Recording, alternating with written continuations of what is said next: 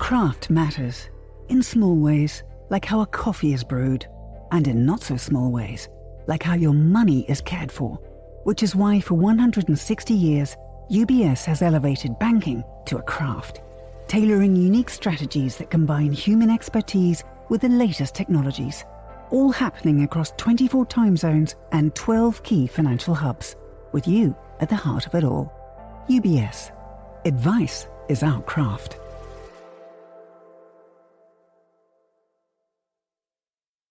You're listening to The Globalist, first broadcast on the 27th of November 2025 on Monocle Radio. The Globalist, in association with UBS.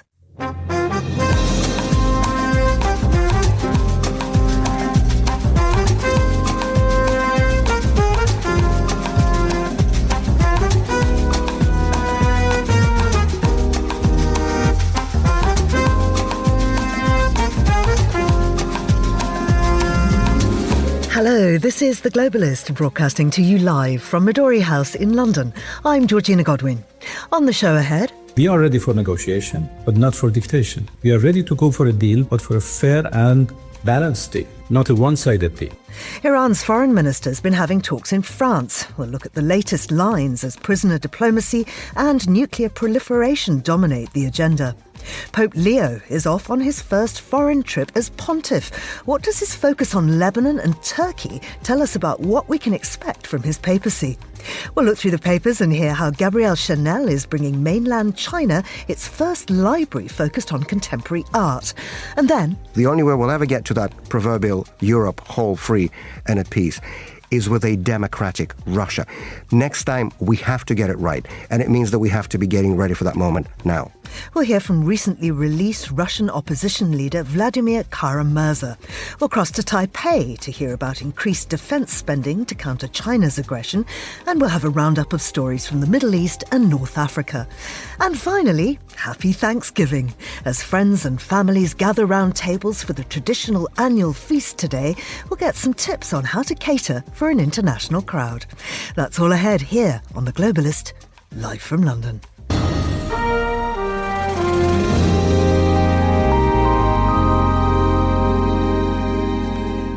First, a look at what else is happening in the news. A deadly fire at Hong Kong's Wang Fu Court has killed 44, left almost 300 missing, and led to manslaughter arrests over unsafe scaffolding and materials used during renovation. Moscow says it won't offer big concessions on a Ukraine peace plan, as leaked audio shows the envoy Steve Witkoff coaching Russian officials ahead of his visit to meet Putin. And Myanmar's military says 8,665 people will be pardoned or cleared ahead of disputed elections, including thousands prosecuted under the junta's broad fake news law. Do stay tuned to Monocle Radio throughout the day for more on those stories. Now, the E3, Britain, France and Germany, triggered the snapback of UN sanctions against Iran on the 28th of August, restoring UN sanctions at the end of September. Then last week, the International Atomic Energy Agency, the UN's nuclear watchdog, passed a resolution demanding a full account of Iran's possible weapons-grade uranium stockpile and access to nuclear sites hit in the strikes by the US and Israel in June. Well, Tehran's rejected that resolution, scrapped its September cooperation deal with the agency and is still keeping inspectors out of the bomb facilities. The IAEA says it's lost continuity of knowledge over parts of the 60% stockpile. And yesterday, Iran's foreign minister was in Paris, where the nuclear standoff is now tangled up with prisoner diplomacy. 2 French nationals released from Evin prison are still stuck at the French embassy in Tehran, while Iran wants progress on the case of an Iranian detainee in France. So is Tehran now negotiating from a position of strength or under growing strain? I'm joined by Tara Kangalu, who is a journalist for NBC, CNN and Al Jazeera, as well as the author of The Heartbeat of Iran. Tara, it's lovely to have you back on the show. Was there any progress at the talks in Paris yesterday? Thank you so much for having me, Georgina. Good morning to you. The Paris talks yesterday come at a very important and sensitive time. What stood out to me is the fact that, because I covered this last week, where Cécile Collet and Jacques Paris were released from prison, and many thought that they will be returning to France, but they are kept. And my question is why? And the fact that Iran's foreign minister yesterday said that in the next 2 months we'll see them returning to France. And Iran is known to, long known for imprisoning foreign nationals and dual nationals to use them as bargaining chips, right? And I do wonder if they are that bargaining chip at the moment that France seems to be the lead among the E3, UK, Germany, and France to be the negotiating force between Iran and the United States. So that to me stood out. Another point that stood out was when Iran's foreign minister Araghchi told in an interview to France 24 that Iran fully trusts Saudi Arabia as a mediator. This is very interesting because for long, Oman has been the sort of middle country between Iran and the US, but now we see Saudi Arabia playing a role. And mind you, that Iran and Saudi Arabia's frosty relationship has recently warmed up, and the two seem to be cooperating on not just regional issues, but in this case, international and perhaps the most important relationship or lack thereof, and that of diplomatic discussions between Iran and the United States. So these things stood out to me, but the bottom line is that there seems to be keen interest in wanting dialogue and negotiation. The nature of that, how that looks, is yet to be seen. But I don't presume any direct talks between Iran and the U.S. Is imminent. But then again, we've been surprised in the past, and we are oftentimes surprised by the Trump administration. So we have to see. Well, where then does the IAEA-Iran relationship stand after that resolution last week? Mm-hmm. You mentioned it in the lead. Back in September, Iran and the IAEA reached this framework, right, during their talks in Cairo. But then Iran said that's fully void because E3 in August triggered a snapback mechanism. So pretty much the harshest sanctions are all reimposed in Iran, right? And the IAEA acts as a watchdog. They are there to monitor. And last week, Araghchi himself said that there needs to be new framework for IAEA's inspection. And I think that has long been one of the most concerning points for not just the IAEA, but also the US and E3. How much inspection can we have? They want full inspection to Iran's most sensitive sites. Iran says no. But taking that to a broader context, Georgina, I think, again, the bottom line when it comes to these negotiations right now is that, Iran is saying, yes, we're interested in negotiating, right? Whether directly or indirectly. US is saying the same thing. But here's the big but. The U.S. wants to negotiate over not just Iran's nuclear program and its zero enrichment, and of course, access to these sensitive sites. They also want to negotiate over Iran's missile program, all right? But that's something that Iran said they don't want to do. I mean, it's very interesting that they are refusing on so many different levels. Why are they not allowing access to the damaged facilities? I think Iran wants to keep leverage, and also Iran wants to maintain and project this image of control.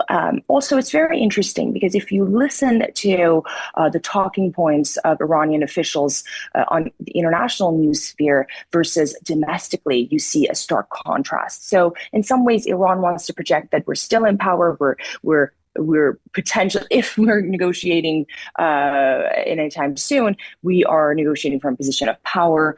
But that is not the case. Iran does not have much leverage. There are concerns domestically over a new round of strikes by Israel and the resumption of war. So in some ways, Iran is desperate. Now, the question about access to these sensitive facilities and sites is the sort of red line that Iran has always drawn. It's of highest concern for Iran's national security, and if they give that up, they have no cards. They have nothing else. So that has always been the issue. But again, the IAEA has had access over the years. That has been part of the JCPOA, the nuclear agreement that was reached in 2015. I was in Iran at the time. But of course, when that deal went out the table, IAEA's access was restricted. The last thing, Georgina, if I may say, talking about this in a larger context, is that Iran's economy is crippled by sanctions, mismanagement and corruption, and the regime again is not coming to this negotiation or presumed negotiation or engagement from any position of power or strength. The country is collapsing economically, and the government cannot sustain its grip and power under these circumstances. So something has to give. And how much were the US-Israeli strikes in June responsible for this, given that they did dramatically shift regional and domestic dynamics? Of course, I think many were taken aback. If we're talking its impact on day-to-day life in Iran, of course, it shook a nation that is frustrated with its own government, with the Islamic regime, but also is frustrated with regional actors and what's happening in their backyard. But as far as the escalation of any potential engagement, I think to an extent it shook the leadership in Iran that all bets are off. Anything is possible. What stood out to me again in the recent sort of Trump output on any potential engagement and negotiation is his talk in the Knesset back in October when he was announcing the ceasefire between Israel and Hamas in Gaza. And he kept talking about Iran. And that was a very public, momentous opportunity for Donald Trump. And he spent quite a considerable amount of time speaking about Iran and a potential deal with Iran and negotiating with Iran. So I think that's high on top of the Donald Trump agenda. Now, would he forego another round of attacks by Israel on Iran? I don't know if that's needed for him to get to what he wants to get to. Perhaps, but I do think right now the mood out of France seems to be one that is pro-engagement. We have Saudi Arabia involved, and so that's how I see it. What Israel would do next, again, that can also come as a surprise. So that is still a possibility. Tara, thank you very much indeed. That's Tara Kangaraloo, who is a journalist for NBC, CNN and Al Jazeera, as well as the author of The Heartbeat of Iran. This is The Globalist.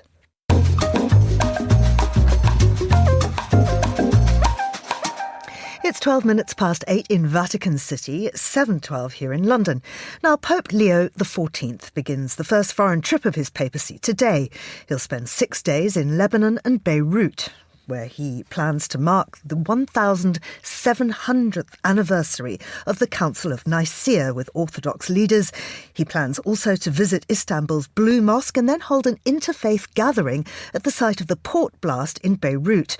But, of course, this visit takes place at a time of huge unrest in the region. Well, I'm joined now from our Zurich studio by Juliet Lindley, who's a journalist and former Vatican correspondent. Juliet, it's always lovely to speak to you. How are you today? I'm very well, Georgina. Thank you. Can you give us some more details of the key stops and moments that we can expect to see on Pope Leo's Odyssey? Yeah, well, Leo lands today at 12:30 in Ankara. He's going to be flying aboard an ITA Airways flight along with 80 journalists, more or less Vatican reporters, and it's a flight that's affectionately referred to by most of those reporters as Shepherd 1. So he lands in Ankara, he meets President Erdogan, and then he flies in the evening to Istanbul. And this is a trip that he's making in honor of his predecessor, Pope Francis, who had to forego it for health reasons. He passed away in April, and otherwise it would have been Francis there for this important anniversary, this 1700th anniversary of the Council of Nicaea.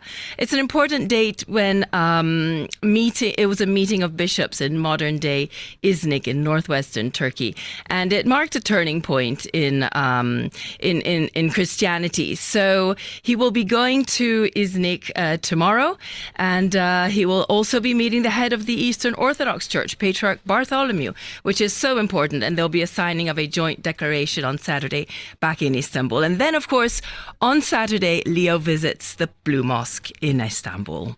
He's going to the Blue Mosque, but he's not actually going to another hugely significant building just across the street in Istanbul, the Hagia Sophia. Why is that? Why is it problematic?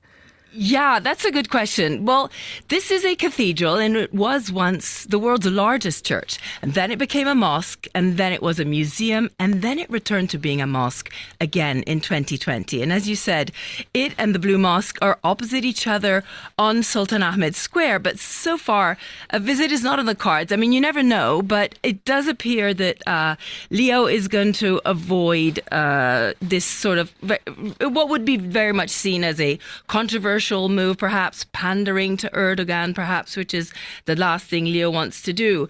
It's a delicate matter. This is what people would say is often referred to as the most imposing reminder of the Ottoman Turks, of Muslim Turks' conquest of Christian Byzantine or Constantinople back in the 15th century. So in Lebanon, where he goes next, what are Christians hoping this visit will mean for them? Well, certainly they're hoping that they'll get uplifting messages from the Pope at a time in which Christians in the area in general feel under threat. And there is very much the hope that more Christians will therefore stay in Lebanon, that this will encourage them not to leave the country. Because ever since the civil war, there's been a hemorrhaging of Christians. They used to be the majority in Lebanon, but now they only make up a third of the population. So, it's an important place, Lebanon, for the Vatican and for the Church. What's key here is the political system, Georgina, as we know, that it's distinguished by its religion-based power-sharing arrangements. So the president is always going to be a Maronite Christian, the prime minister is always going to be a Sunni Muslim, and the Speaker of the House is always going to be a Shia Muslim. And then, along with this troika, the parliament's nearly 130 seats are equally divided between Christians and Muslims. So it's very much a question of pluralism there in the country, and the Vatican pays great attention to that. Of course, and we know that Pope Leo will be having to navigate a really delicate interfaith landscape. And I wonder what we should be watching, what his choice to go there tells us, the way he deals with it, and what the region and the international community should be alert for on this first international trip. Well, certainly it was Pope Francis who became the first pope to visit to visit very central positions in the Muslim world, and he visited Iraq and the Arabian Peninsula, and it was the cradle of Islam, and he made that trip back in 2019, putting himself at great risk from a security perspective, but also sending out a very powerful message of outreach and of interfaith connection, if you want. So it can't be underestimated what is going to happen in this trip too. And, speaking of security, of course, this is going to be a bit of a nightmare for the Vatican security services. They're certainly going to be on overdrive. They're going to be on high alert. And the Vatican press office has said that at some point the Pope Mobile will be used, and that Leo should make an appearance in these open-top vehicles, but that could change at any moment because of the security aspect of it, Georgina. So there's going to be a lot of eyes focused on this trip, not just from the Catholic or Christian world, but just in general, because this is a moment when the world spotlight is focused on Leo, on local political tensions, on how he navigates them, how he engages with religious and secular leaders. We're going to be seeing whether Leo emerges as, let's say, a new powerful global figure. Juliet, thank you very much indeed. That's Juliet Linley, live from our Zurich studio. And Juliet, very happy Thanksgiving to you and our radio colleagues there, Desi and Laura. Now, still to come on the programme. Thanksgiving, which is celebrated today, has historical roots in harvest festivals and an early colonial feast between English settlers and the Wampanoag people. Of course, the Brits ended up killing most of them, but if you're planning on celebrating Thanksgiving and instead would like to please your guests, do stay with us, as we'll be giving you some international recipes to aid your feast wherever you are in the world. This is The Globalist. Craft is a matter of perspective, a unique outlook, and obsessive attention to detail. With UBS's Chief Investment Office House View, we're focused on identifying the latest investment opportunities and market risks to help you achieve your financial goals, so you get the big picture broken down into thought-provoking insights. Delivered daily and curated by over 200 globally connected, locally active analysts. UBS. Banking is our craft.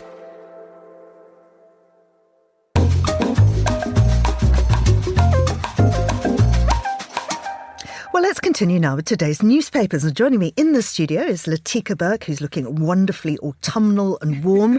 She's a writer-at-large for the Australian news publication The Nightly. Welcome back. Good morning. You didn't add tired, which was very generous of you. I hadn't noticed. Listen, Latika, before we get on to the news, you've been making a bit of news yourself. Well, journalist never likes to be the story, but unfortunately, when you come face-to-face with Donald Trump, quite often these days, the journalist does become the story. We've seen in the last few days him calling journalists ugly and piggy. I didn't get that sort of insult, but I did get told that I didn't know what I was talking about vis-a-vis Ukraine when I asked him why he was reluctant to enable Ukraine to win the war, as opposed to, of course, his pledge of trying to end this conflict in a day. And then that's where it all took off. But it was, to be honest, I was not that offended at all. A lot of people have asked me if I was, and not at all, because we were in that press conference for about 40 minutes. And as a foreign journalist, I can honestly say there is no foreign leader who has given foreign journalists that many opportunities to ask some questions. So I asked him a couple of questions, and I was very pleased to be able to have that opportunity. And I think his answer was very revealing. It was very insightful. And the news that we'll talk about in a moment will go into exactly why he doesn't want to enable Ukraine to win the war and why he has not done so. Well, let's talk about that, because this leak has come out. Steve Witkoff has been advising the Kremlin on how to get Trump's own side. I mean, this is extraordinary. Yeah, this is an amazing story. Now, the reason I've chosen a good article for you this morning on this, it's in The Guardian, and it comes a day or two after this sensational leak, Georgina, that Bloomberg published. And it was not just the transcript of Steve Witkoff talking to the chief Russian, Kirill Dmitriev, about how to... Witkoff was essentially coaching the Russians on how to pull one past Trump, how to approach Trump, flatter him, tell him this is what we want, this is what we could get for a peace deal. Now, what's really extraordinary is not just the contents of that call, because they do, of course, show that the United States is supposed to be an ally of Ukraine, but here we have the aggressor being coached on how to cozy up to Donald Trump and how to get the best possible deal for Russia from Donald Trump. But Sean Walker in The Guardian has gone through a big question everybody else is asking: where did this leak come from? Because there is speculation that it may have come from the Ukrainians. There's speculation that it may have come from the Russians in a 4D chess move. But most likely what this article argues is that there's very few who are capable of tapping a phone call like this, and the fact that Bloomberg said it had the raw audio as opposed to just a transcript is really interesting. This article speculates that the source of this is probably somebody deep within the intelligence community, and so deep that they could have had access to the audio itself as opposed to seeing down the track or down the line a copy of that transcript. What's also really interesting, and a lot of people won't have a Bloomberg subscription, so they won't know this detail, there's no byline on this story. There's no time of when it was published. All they say is Bloomberg has reviewed this audio and has reviewed the transcript. And presumably that is to protect the source, because once you did identify a journalist, even to the point whether it was in Washington, it would automatically then be assumed, okay, the deep state in America is leaking against the Trump administration. And that's really the crux of this article. What's the point of trying to speculate about this source other than general interest? Well, if it is US intelligence, and this is all speculation, Georgina, but if it is a bit of a fight back from the deep state against what they see as a Russian takeover of their government. It's so fascinating. I mean, there are so many Trump stories. He's reportedly urged Japan's prime minister to avoid further escalations in a dispute with China. That's also from The Guardian. Tell us what's been going on with that. Yeah, so this is a Reuters story carried by The Guardian and lots of other papers. Also, the Wall Street Journal first reported this as well, that the US president phoned the new Japanese Prime Minister Takaichi, and asked her to, quote, dial down the volume in the dispute over Taiwan. Now, this is really interesting. It's also concerning to a lot of Japan's allies, and also, I would think, in the wider Indo-Pacific. The background to this is that the Prime Minister of Japan essentially said that an attack on Taiwan would constitute a self-defense clause in Japan. Keeping in mind, Japan does not field a military. They can only fight in self-defense. This is part of their post-World War II pacifist constitution. Now, so she is asked about what happens in an event of Taiwan, and she's making it clear Japan would fight in that scenario. China has come down, as it always does, like a ton of bricks on Japan. They have stopped flights. And then Xi Jinping and Donald Trump spoke on Monday. And interestingly, in the readouts of that call, the Chinese side put out that it was fairly new language. It's only been used once before that I can see, that Taiwan's return to China is part of the international world order post-war. And interestingly, Donald Trump didn't make any mention of discussing Taiwan in his post. So this is all, of course, set against the fear that Trump may sell out Taiwan. And now we have this report that Trump did indeed then turn around to the Japanese, an ally of America's, and supposedly a bulwarking trying to guard against Chinese hegemony in the region and dominance of the Pacific, and says, could you dial it down? It's not necessarily a leap to he's selling out Japan or Taiwan. Nobody wants conflict and unnecessary disputes with China where they don't have to have them. But it will certainly add to this sense that when there's a side of history to choose, unfortunately, the US president seems to be on the wrong side of it so many times. A very quick look before we go, Latika, on what's happening here in Britain, because the budget has come out. I certainly am going to be a lot poorer because of it. But another thing that links us back to our first story is that there was an extraordinary leak by the Office for Budget Responsibility, who put out the entire contents of the budget before the Chancellor started speaking. Well, in classic British fashion, if I may, Georgina, I think this one was less malicious and more just a stuff-up. They released the entire budget hours before Chancellor Rachel Reeves got up to speak, and she began her speech. It was quite extraordinary, excoriating this independent body for doing so.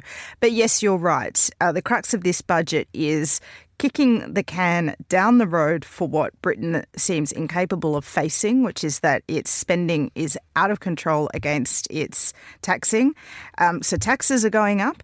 Instead of even doing some significant structural reform on tax, she has raised a myriad of taxes I didn't even know really existed. I mean, now taxes are going to be extended to lattes and various drinks as part of the extension of the sugar tax. They're going to freeze income threshold levels. They're going to to charge EVs per mile. There's lots of, I would call it an assorted bundle of smaller taxes that are going to hit a lot of people who spend. And this is all, of course, to pay for more welfare. They're going to take the cap off the benefits that the government or the states or people like you and me and everyone listening gives people who have children. Previously, that was limited to 2 children.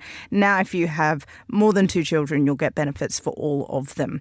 So there is a lot of critical press, and this view is, I think, quite widespread across The Guardian, it's across the FT, and the article I've chosen is Stephen Swinford's in The Times, where he essentially says that this is a taxing budget that will start to kick in, actually, at the pain level when this government's trying to seek re-election around 2028. So politically, even though it looks good to Labor MPs today, and keep in mind this is a Chancellor and a Prime Minister very much under pressure from their own Labor MPs, this will actually have a lot of political cost for them down the line, because by the time of the next election, people will be noticing their taxes are going up and up and up. Latika, thank you. Latika Burke there. You're with The Globalist on Monocle Radio.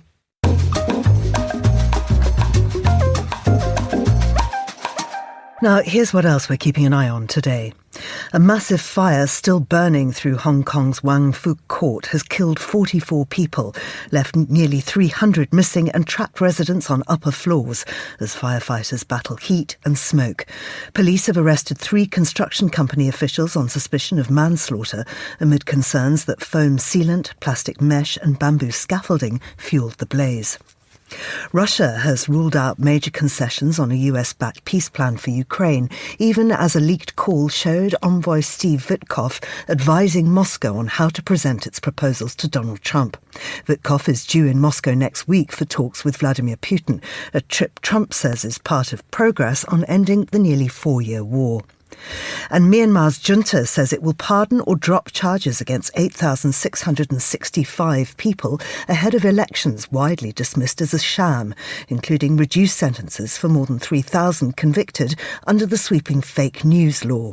Charges against a further 5,580 people on the run have also been scrapped, though it's unclear how many political detainees are covered. This is The Globalist. Stay tuned.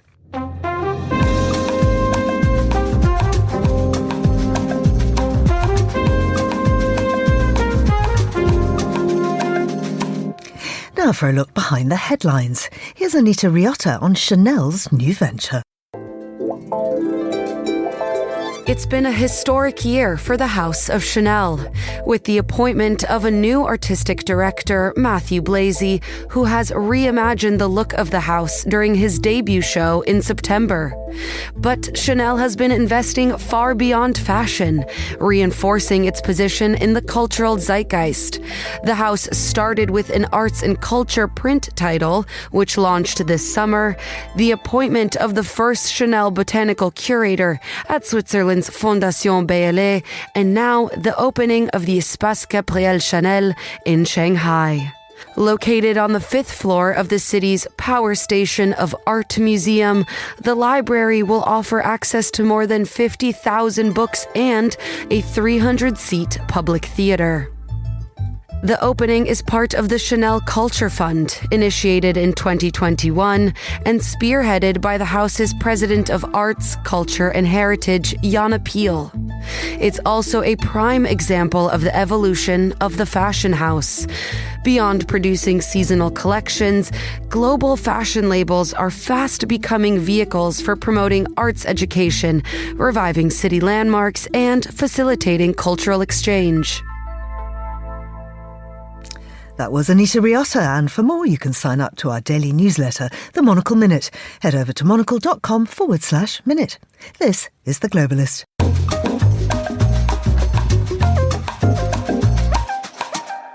In April 2023, Russian opposition voice Vladimir Kara-Murza was sentenced to 25 years in a Siberian prison colony due to his criticism of Moscow's invasion of Ukraine.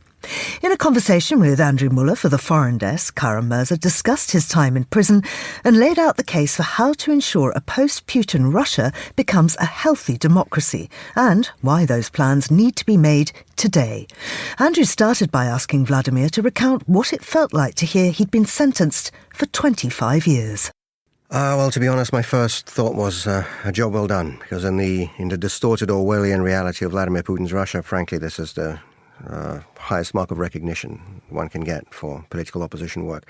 I'm also a historian, so I couldn't help but think of the fact that this was the longest sentence for a political prisoner handed out in our country since the death of Joseph Stalin. And of course, it was a very pointed way in which my quote-unquote trial was organized. I mean, everything the Kremlin does is very deliberate, right? It's very in your face. So my 5 counts of criminal indictment were my 5 public speeches I had made against the war in Ukraine, against political repression and political murders in Russia, against the illegal nature in which Putin stayed in power in violation of term limits and so on. So these were my 5 official indictments or counts of indictment. But there was an unofficial one hanging over all of these, and this was, of course, my involvement in the international advocacy for targeted sanctions. Up until last year, I was absolutely certain that I was going to die in that Siberian prison.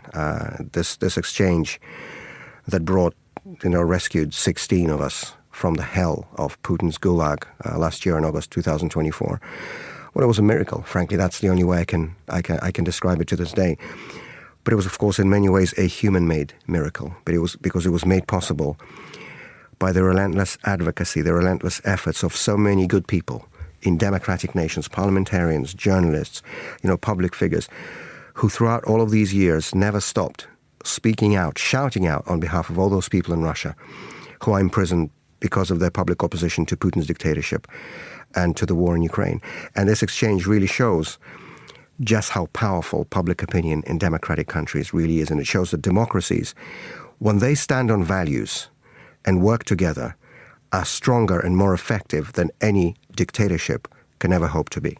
How do you prepare for any sort of transformation that stops that being a problem? I mean, obviously you're right. Obviously what would be delightful is if, for example, Russia enjoyed the same relationship with, for example, the Baltic states as Germany now does with Belgium, the Netherlands and Luxembourg. 3 small countries next to a once predatory mighty power, but absolutely nobody thinks there's any chance there of history repeating itself.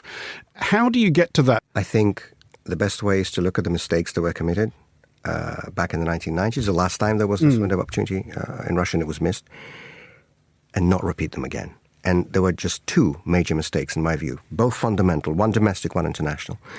The domestic mistake was the fact that Russia, after the collapse of the Soviet regime, never really went through this process that lawyers sometimes like to call transitional justice, but that is actually all about transparency and accountability. We know that any country that successfully transitioned from dictatorship to democracy has gone through such a process in different ways. In South Africa after apartheid, these were Truth and Reconciliation Commissions. In Latin American states, after the fall of their military juntas, these were judicial tribunals. In Central and Eastern European states, after the collapse of communism, they had lustration procedures where they blocked people connected with the old regime from coming back to positions of power. Because when evil is not publicly reflected on and publicly condemned, it is going to come back. And this is what we saw with Putin coming back to power just 8 years after the collapse of the Soviet regime. This mistake cannot be repeated next time.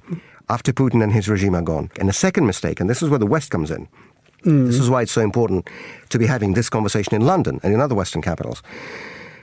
The second mistake that happened in the 90s was committed from the side of the West, and it was the fact that the West was not really ready, or perhaps not willing, to help and assist that nascent democratic Russia on its way to democratic transition. In the same way, it was ready to assist and help and welcome countries like Poland and the former Czechoslovakia and the Baltic states that you refer to. I have a lot of friends in the political circles in many Central Eastern European countries, and every one of them tells me how important it was for them back in the 1990s to have that promise of European and Euro-Atlantic integration as the most powerful incentive imaginable to persevere with and complete these difficult democratic reforms. Václav Havel, when he spoke to the American Congress in February of 1990, described the whole process of post-communist transformation in Czechoslovakia as our return to Europe. This was his phrase. This was important for people.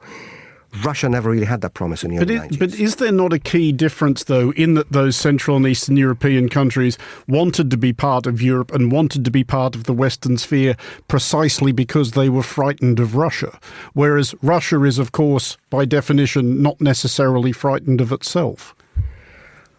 Well, first of all, those Central and Eastern European countries were dominated and occupied first and foremost by the communist totalitarian regime in the Soviet Union. So it wasn't about countries. But secondly, and most fundamentally, Russia is just as much a European country as the Czech Republic or Poland or Romania. I mean, we've been part of Europe. I'm not even talking about geography. I mean, that's obvious. But we are the largest country in Europe geographically, even if you take only the part of Russia west of the Ural Mountains. But no, to me, this is much deeper. I mean, civilizationally, historically, mentally, culturally, in every way you look, I mean, Russia is an integral part of European civilization. And to your point that those countries wanted to be a part of the West, wanted to be a part of Europe. Well, so did Russia, because on the 20th of December, 1991, President Boris Yeltsin of Russia sent a letter to Manfred Wörner, who was the then Secretary General of NATO. And in that letter, which was made public, Yeltsin officially and publicly for the first time raised the question of future Russian membership in the North Atlantic Treaty Organization. The 20th of December, 1991. The window of opportunity was open then. That letter never even got a response.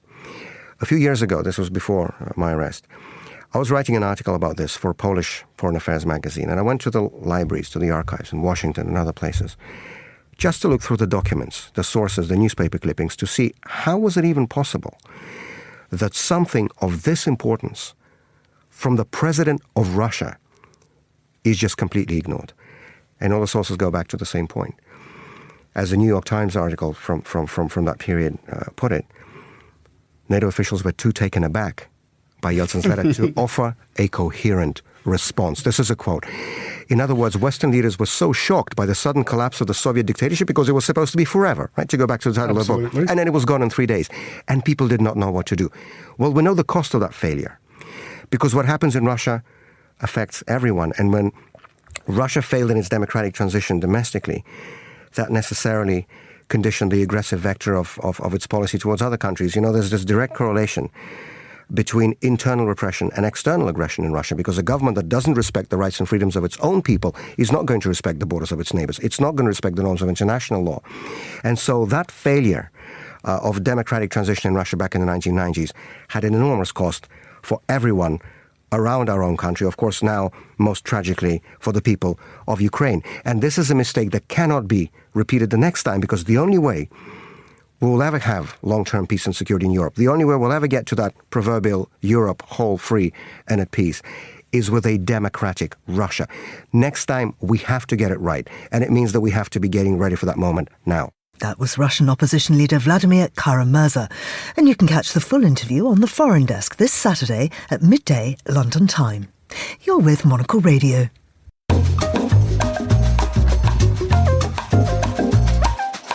Taiwan's government announced a special defence budget of $40 billion for 2026 to 2033 in response to what it describes as growing threats from China. Beijing has strongly criticised the move, and tensions over Taiwan continue to shape relations with both Japan and the United States. Well, I'm joined now by William Yang, a senior Northeast Asia analyst for the International Crisis Group. William, thanks very much for joining us again on the show. Why is Taiwan increasing its defence spending now? So I think this announcement actually fits with the existing trend that has been taking place for a few years already. This is, in fact, not the first announcement that the Taiwan president has already mentioned about his determination to keep enhancing Taiwan's defense spending. He already made similar comments earlier this year when he vowed to enhance Taiwan's defense spending based on the model that NATO has already rolled out to, basically ask its member states to also increase the defense spending to 5% by 2030. But I think it's very important to also look at the backdrop. This is basically happening at a time when China is really trying to accelerate the pace of pushing different measures to try to force the pace of reunification with Taiwan to become faster. And at a time when there is a lot more bilateral engagement between the United States and China, and on the other hand, the Trump administration is also putting a lot of pressure on Taiwan to showcase that it is capable and also willing to increase its defense capability, including especially enhancing defense budgets. And what will that increased budget actually be spent on? How, in practical and strategic terms, is this going to affect Taiwan's overall deterrence? So according to the president's remarks on Tuesday, that this is basically going to be focusing on several things. One of the most important is to pour more financial resources into building what he called as a T-dome, which is a very highly skilled and also highly developed anti-missile defense system. And this is basically going to be modeled similar after Israel's T-dome. And that is going to require a lot of budget to, be focusing on trying to acquire more advanced missile defense systems from the United States. And on the other hand, there's also going to be resources poured into building up Taiwan's indigenous drone manufacturing capacity, because this is also another area that Taiwan has identified to be very important in a potential warfare against a Chinese invasion after witnessing the role of the drone in Ukraine's battle against Russia. So I think these are definitely the two main areas, and the rest of the other areas are just continuing to focus on acquiring more advanced missiles from the United States, such as the Tomahawk, which also is a missile that really Ukraine has been trying to get its hand on in recent months. William, thank you very much indeed. That was William Yang speaking to us from Taipei. And this is The Globalist on Monocle Radio. IQ, EQ, and AI. 3 components key to the craft of innovation at UBS. Because to stay ahead in a rapidly evolving age, you need a partner with decades of experience, endless passion for the work, and a finger on the pulse of leading technologies, bridging human expertise with artificial intelligence, all to elevate you. UBS. Banking is our craft.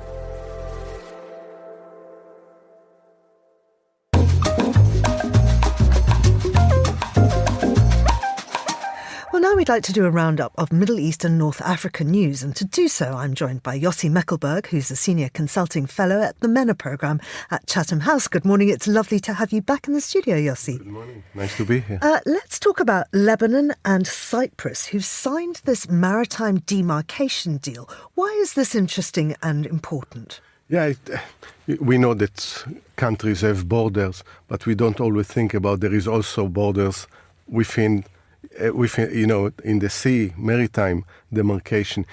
It became important. Usually it's about shipping and about where you can defend especially when you're an island.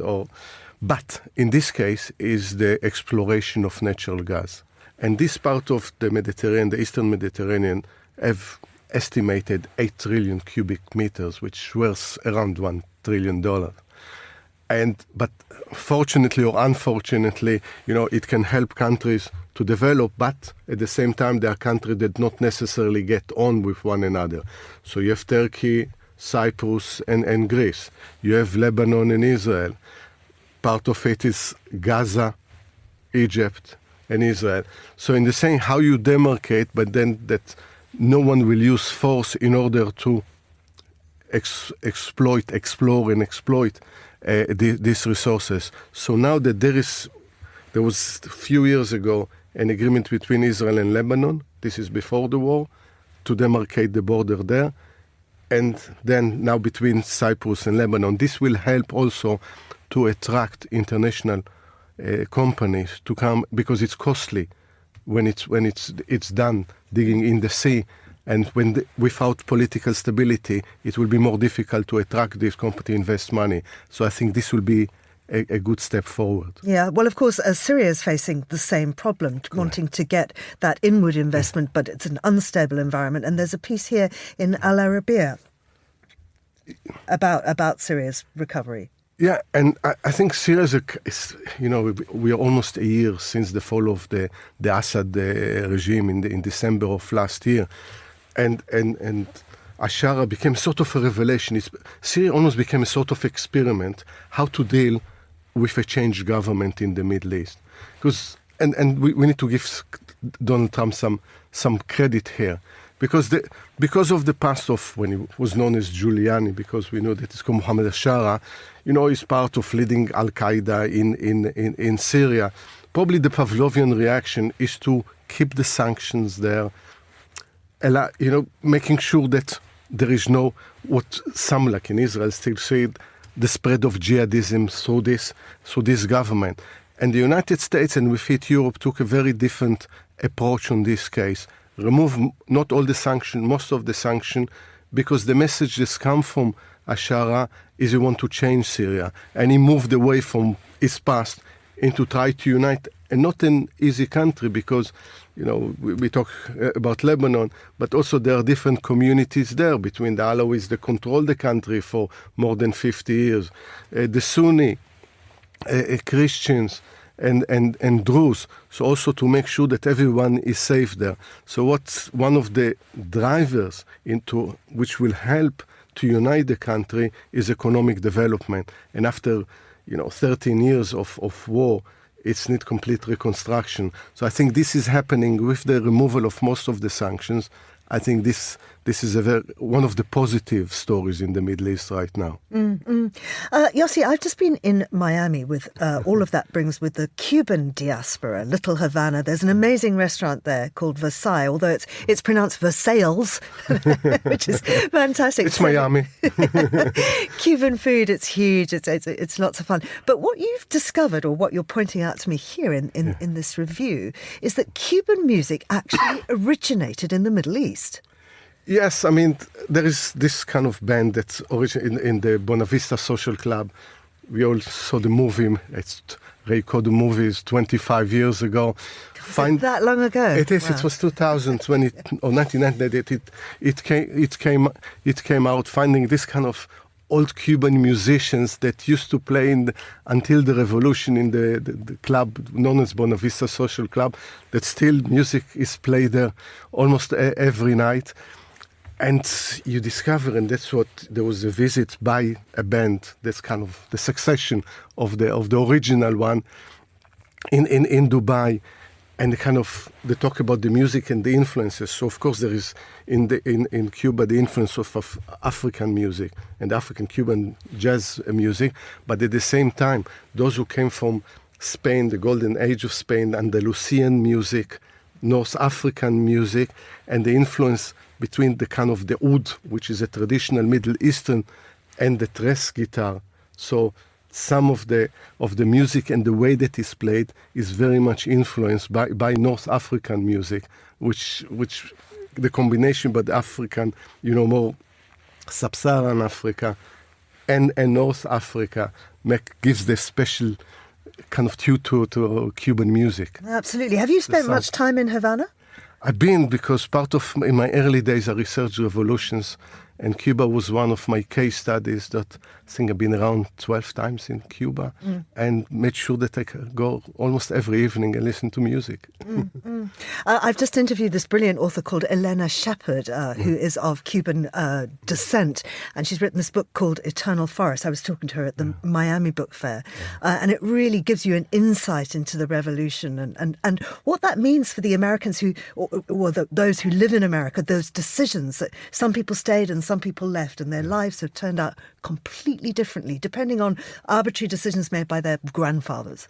Or when they decided to live what's known in the 1990s as the special period, which was poverty, because the Soviet Union stopped supporting Cuba, and at the same time those who Miami very much integrated and not on good terms with the communist regime in Havana. So there is a real tension between the two. Also, there were special American laws that allowed Cubans to immigrate and become residents there, indifferent to almost any other country in the world. But what never stopped Cubans, despite everything, is to stay happy, play the music, like the ballet in Cuba, one of the best. I was told by a teacher in the Royal Ballet here that especially male ballet dancers, they train better than everyone in the world.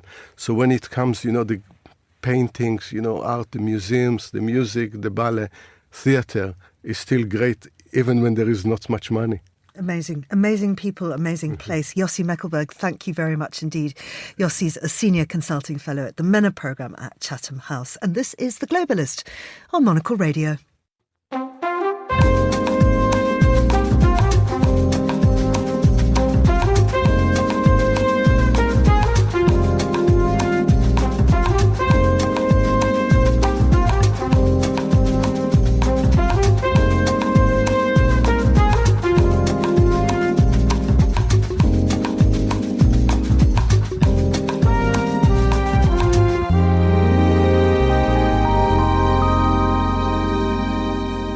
It is the fourth Thursday of November, which means Thanksgiving will be celebrated in the United States and Canada today. Well, traditionally, it's a time of family gatherings and sharing a large meal.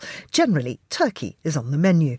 Well, I'm joined now by Rashmi Narayan, who's a food and travel writer, to give us some inspiration for an international Thanksgiving feast. Rashmi, Yoshi and I were just talking about Cuba and Cuban food, and of course that has really kind of influenced a cuisine in the United States with, Little Havana in Miami and so on. And so many cultures have been integrated into the American gourmet menu, lexicon, if you like, that it really, Thanksgiving has become a truly international feast.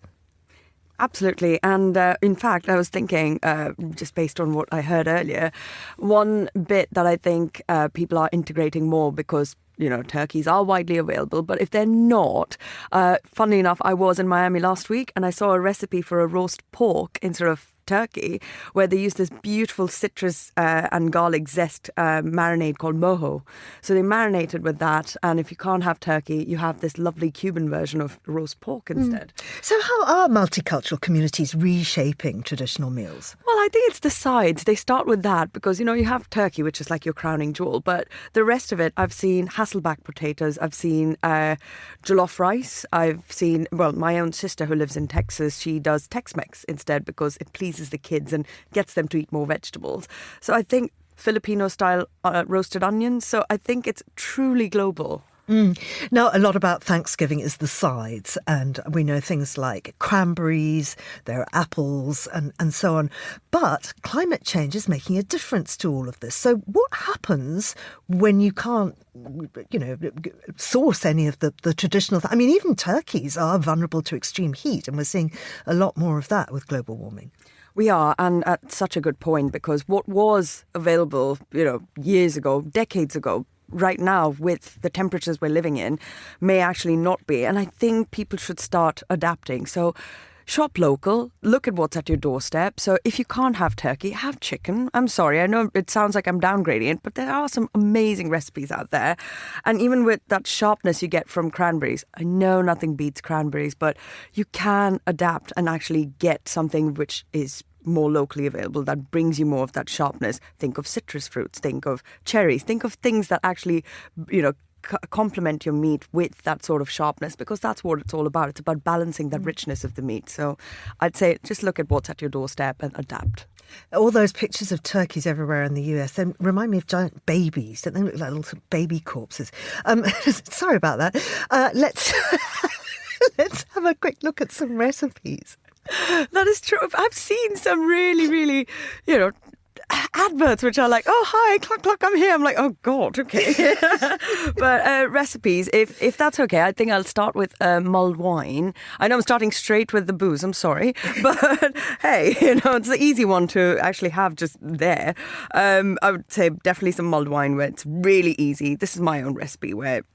just some red wine, 1 star anise. I know people use 2, but it can get quite overpowering. 4 cloves, a cinnamon stick.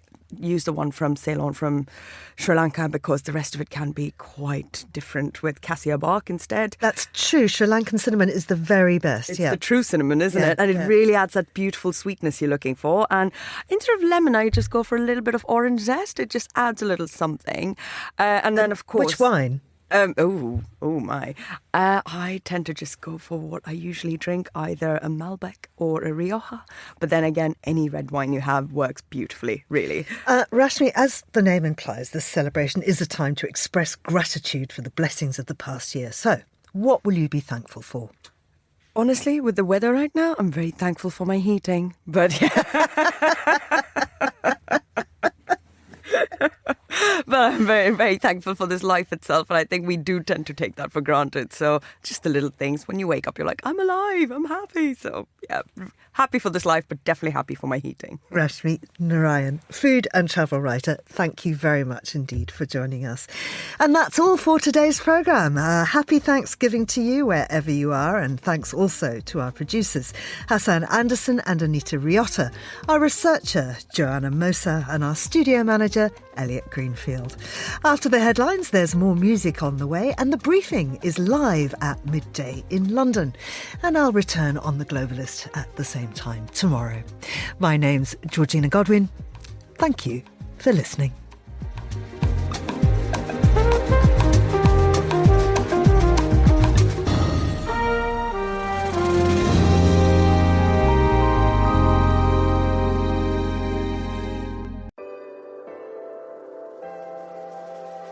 With UBS, you have a truly global partner, incorporating new technologies, innovative approaches, and unexpected opportunities, leading you to insights that help answer the questions that matter, delivered with passion, care, and unmatched expertise.